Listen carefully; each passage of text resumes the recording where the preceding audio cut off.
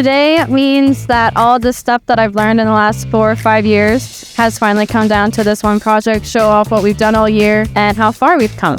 Today was really fun because we got to see what other people have been doing for the past 8 months, and we got to present our project to a lot of judges and also some guests. So it's fun that people got to see what we've been working on as well.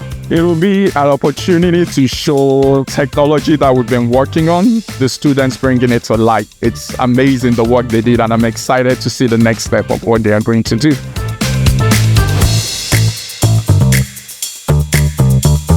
C4 really challenged my ideas. It really allowed me to grow professionally and academically, not only within my field, but also as my experience throughout your university.